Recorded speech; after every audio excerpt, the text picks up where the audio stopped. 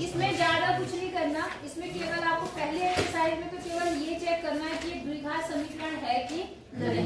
तो आपको गुणा वगैरह करना है या सूत्र है तो सूत्र का प्रयोग करके फॉर्मूले खोलने होंगे केवल और केवल, और समीकरण ऐसी आनी चाहिए। द्विघात का मतलब कितनी घात वाला? दो घात वाला समीकरण आएगा तो द्विघात है, वरना नहीं है। और बिना देखे नहीं बताना, देख के मतलब ऐसा नहीं कि केवल देख के हाँ ना बोल दिया, पहले सॉल्व करना है, ठीक है ना। उसका जो तरीका है वो ये बनेगा ax² प्लस bx+ c, समझ गए, बराबर मतलब यहाँ पर घात 2 बनेगी। क्या बनेगी? 2। अगर मान लो ये वाला पद नहीं है या ये वाला पद नहीं है तो भी वो द्विघात समीकरण है। बात समझ में आ गई? अगर घात 3 है तो वो द्विघात समीकरण नहीं है, अगर घात 1 है तो भी द्विघात समीकरण नहीं है। समझ गए? नहीं समझे? क्या समझे? क्या अगर घात कितनी आनी चाहिए? 2, तब वो द्विघात समीकरण है, वरना नहीं है। तो पहले एक्सरसाइज में तो सिर्फ यही करना है, हो जाएगा। आगे देखें, अब गुणनखंडों द्वारा द्विघात समीकरण का हल, मतलब कौन सी विधि से? गुणनखंड विधि से। 9th क्लास में भी था, 10th क्लास में भी था, बहुत आसान विधि है। आपको मैं कोई भी सवाल लेके बता देती हूँ। आपको मैंने पहले बता दूं, रूट वाला बता दो। हाँ जी, रूट वाला बता दो। चलो तीसरा देखो, तो पहले का तीसरा सवाल देखो। एक्सरसाइज कौन सी? 4.2। इसमें देखो जो सवाल है वो है √2 x² बोल कौन रहा है? 7x + 5√2 = कितना? 0। समझ गए? नहीं समझ? मैंने बताया आपको इसको करने का सबसे पहला रूल क्या होता है कि जो x² के साथ संख्या है वो और जो बिना x के साथ में है उनको पहले हम गुणा कर देंगे। बात समझ आ गई या नहीं आई? आ गई। x² की संख्या और जो बिना x के साथ है उन्हें हम क्या करेंगे? गुणा। अगर गलती से ये इनकी जो घात है इस तरह से नहीं दी है, मतलब ऐसा नहीं, हमेशा याद रखना, इसको सही क्रम में लिखना पड़ेगा। पहले बड़ी घात, फिर छोटी घात और फिर सबसे छोटी घात। समझ गए? द्विघात समीकरण है तो कितने हल होंगे? 2। जितनी घात का समीकरण होता है उतने उसके क्या होते हैं? हल होते हैं। तो पहला रूल समझ आ गया कि एक तो सीक्वेंस जो होता है पहले बड़ी घात फिर छोटी घात फिर छोटी घात, इस तरह से होगा, मतलब बिना घात वाला। दूसरा जो रूल है वो क्या होना चाहिए कि जो x² के साथ नंबर है और जो बिना x के है उन्हें हमें पहले क्या करना पड़ता है? गुणा। तो जब मैं इस √2 को √2 को 5√2 से क्या करूंगी? गुणा। तो √2 को √2 से गुणा करने पर 2 और 5 अपने साथ ऐसे ही रहा तो 5 गुणा क्या बन गया? 2 आ गया 10। अब जो भी संख्या आती है उसके हम करते हैं अभाज्य गुणनखंड। क्या करते हैं? अभाज्य गुणनखंड। और इस वाले चिन्ह को देखते हैं, इस चिन्ह को, कौन सा चिन्ह है ये? प्लस। और प्लस करके हमें ये नंबर चाहिए होता है, कौन सा? जोड़ने पर कौन सा नंबर चाहिए? और वो 7 कहाँ से लाएंगे? इसमें जो अभाज्य गुणनखंड बनते हैं। जैसे हम इसे काटते हैं तो यहाँ पर 2 से काटा कितना आ गया? 5। फिर 5 से काटा कितना आ गया?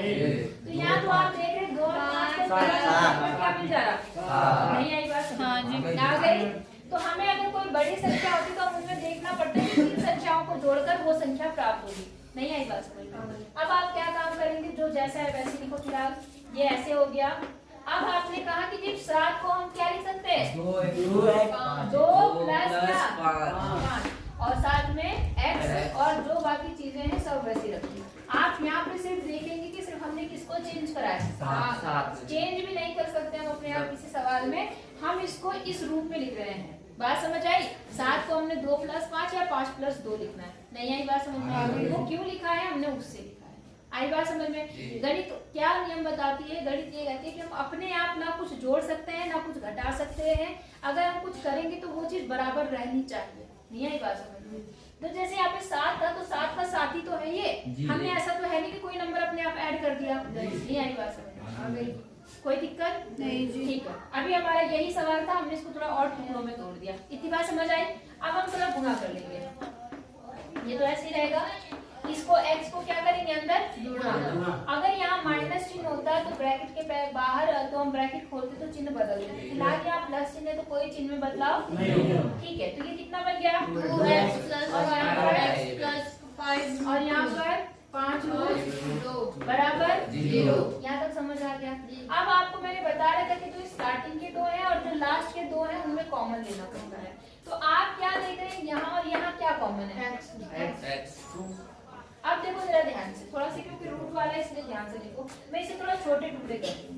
इसको मैं लिख रही हूँ √2, ठीक है। x का मतलब क्या हो गया, x गुणा x प्लस, अब क्योंकि यहाँ √2 है √2 गुणा √2, हाँ इस 2 को भी मैं ये लिख रही हूँ √2 गुणा √2 into x। कोई दिक्कत नहीं आता था आपको?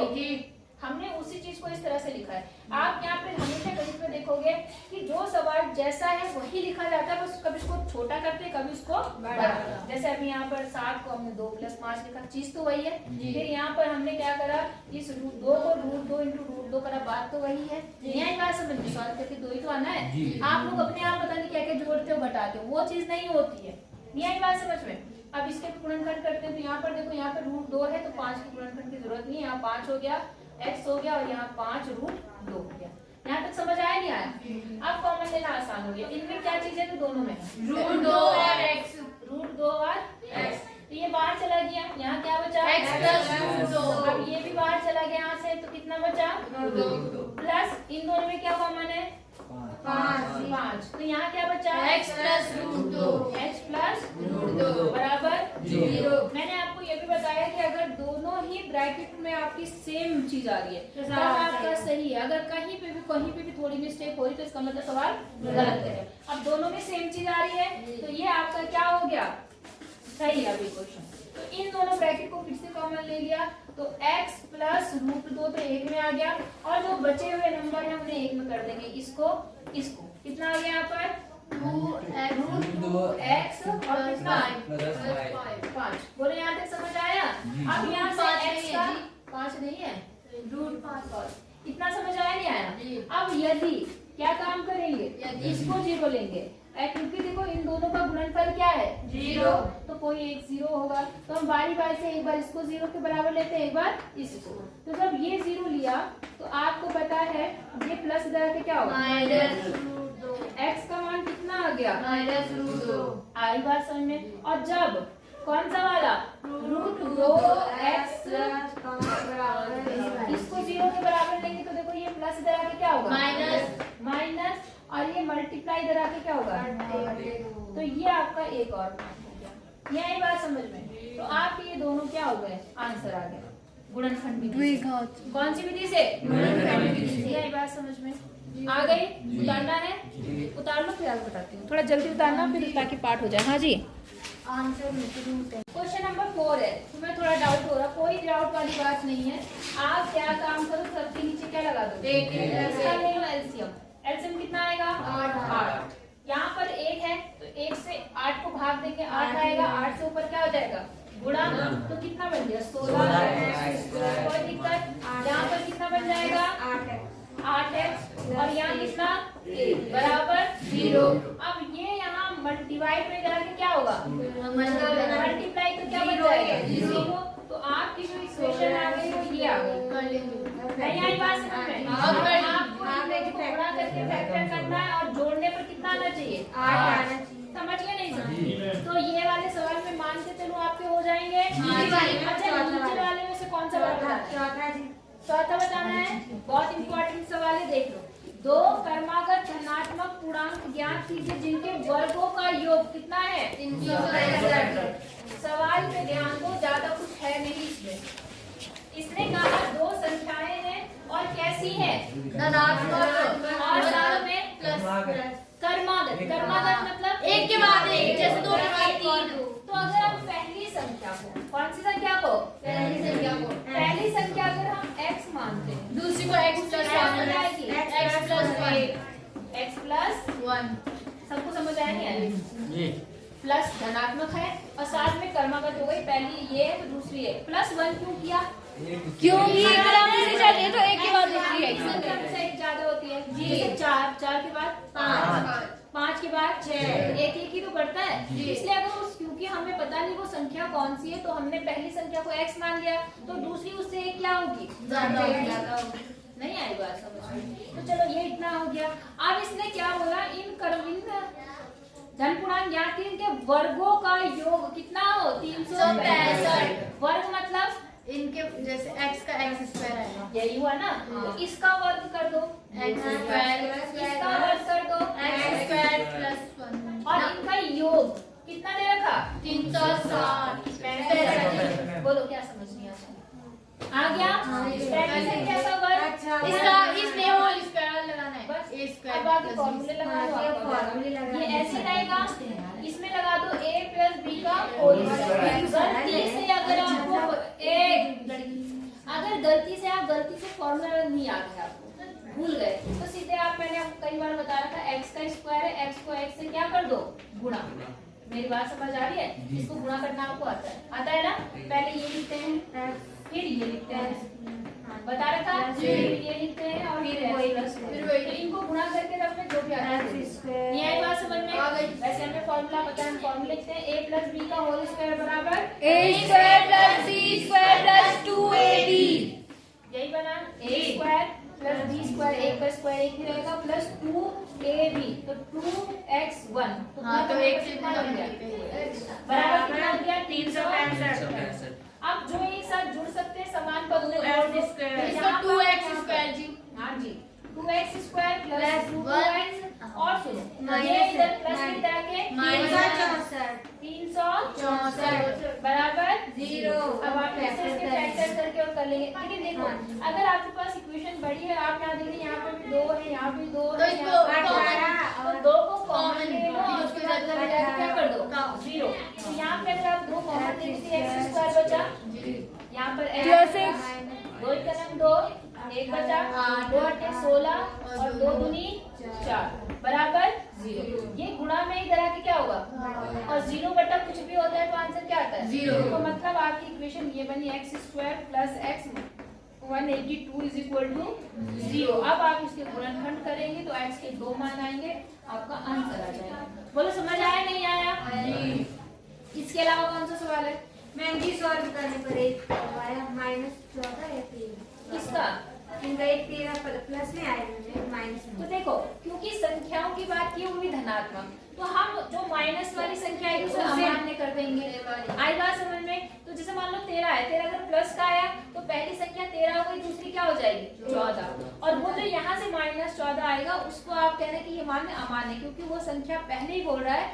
कि आपको प्लस वाली संख्या लेनी है माइनस वाली लेनी नहीं ये आई बात समझ में जो प्लस वाली होगी वो आंसर होगा हाँ वही माइनस आई बात समझ में ठीक है उतारना है नहीं उतारना क्वेश्चन नंबर 6 में बोल रहा है कि एक कुटीर उद्योग एक दिन में कुछ बर्तनों का निर्माण करता है कुटीर उद्योग मतलब ऐसे बहुत बड़ा हाई फाई होनी है जैसे छोटे छोटे हम लोग उद्योग लगा लेते हैं वैसी बात करा जैसे बहुत सारी जगह पे अचार बेचने की फैक्ट्री लगा देते हैं देखा होगा आपने छोटी छोटी तो वहाँ अचार बेचते हैं बहुत सारे लोग चटनी बेचने की नहीं आई बात समझ में तो ऐसा ही कुटीर उद्योग है जिसमें बर्तन बनाए जाते हैं क्या बनता है बर्तन अब बर्तन के बारे में क्या बोल रहा है एक दिन में कुछ बर्तन का निर्माण करता है एक विशेष दिन या देखा गया कि प्रत्येक नग का निर्माण लागत उस दिन के निर्माण किए गए बर्तनों की संख्या के 2 गुने से 3 क्या थी समझ आई बात मतलब जितने बर्तन बने ठीक है तो उसका खर्चा कितना आया उसके 2 गुने से कितना अधिक 3 पहले x होगा फिर 2x प्लस 3 समझ आई बात अगर हम मान लेते हैं कि उस दिन जो बर्तन बने माना बर्तन नग की संख्या क्या मानते हैं नग की संख्या मतलब नग समझ रहे कौन सी में शॉर्ट लिख लिया पूरा लिखना बर्तन के जो नग मतलब पूरा एक सेट बन रहा है उसकी संख्या अगर हम x मानते हैं तो फिर उसकी लागत कितनी लगी क्या बोल रहा है 2x प्लस 3 कितने रुपए लगे उसके 2 गुने और प्लस में 3 बात समझ आई या नहीं आई अच्छा अब क्या बोल रहा है यदि उस दिन की निर्माण लागत कितने रुपए थी 90 तो निर्मित बर्तनों की संख्या और प्रत्येक नग की क्या निकालनी है लागत अब ये एक नग की लागत है ये भी याद रखना किसकी है एक नग की लागत मतलब एक नग बनाने में इतना खर्चा है नहीं आई बात समझ में 2 सेट बनाने में इसका डबल खर्चा आएगा 3 सेट बनाने में इसका 3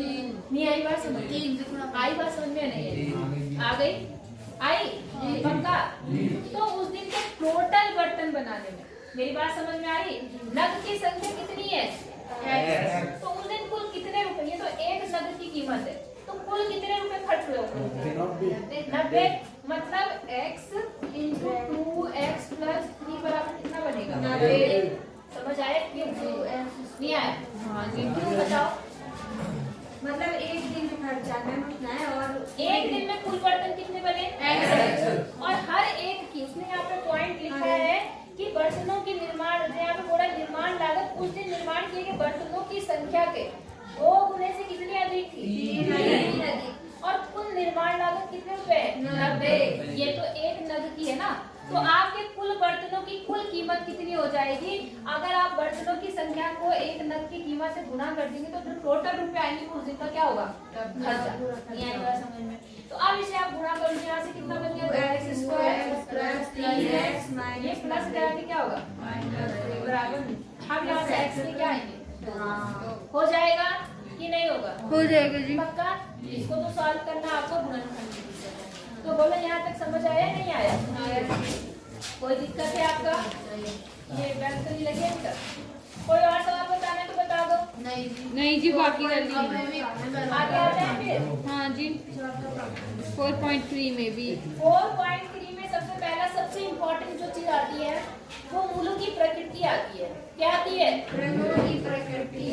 मूलों की प्रकृति मतलब इस जो समीकरण को सॉल्व करके जो 2 मान आते हैं x के वो मूल है। वो क्या है? मूल इसलिए है क्योंकि उसको अगर हम इसमें दोबारा रख दें तो आपका आंसर 0 आ जाएगा। क्या आएगा?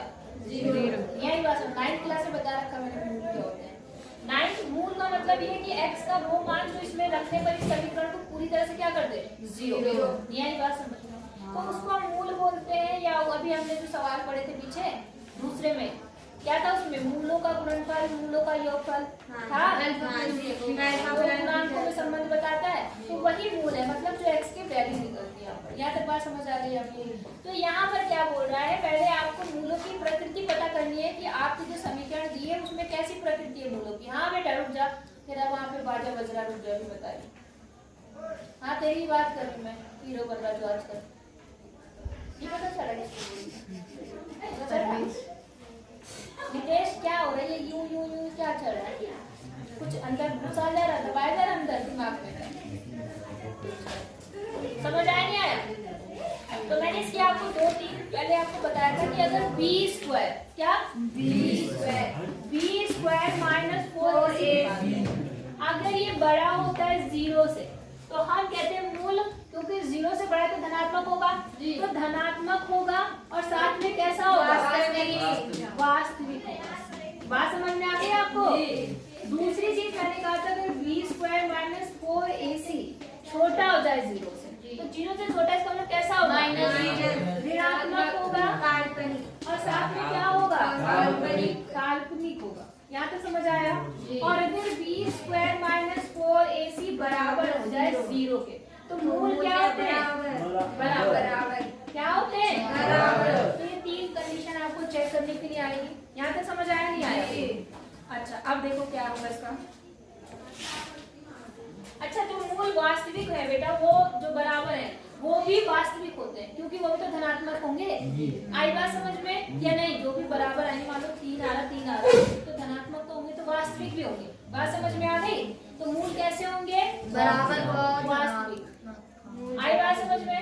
अब जैसे यहाँ पर देखो 4.3 में सवाल है तीसरा बताओ। निम्न द्विघात समीकरणों के मूलों की प्रकृति निकालिए और अगर मूलों का अस्तित्व है तो उन्हें ज्ञात कीजिए। समझ आई बात? क्या पहला सवाल सुना नहीं सुना तुमने? क्या है सवाल? आपको मूलों की प्रकृति निकालनी है। अगर मूल है, अस्तित्व संभव है तो उन्हें हमें क्या करना है? ज्ञात।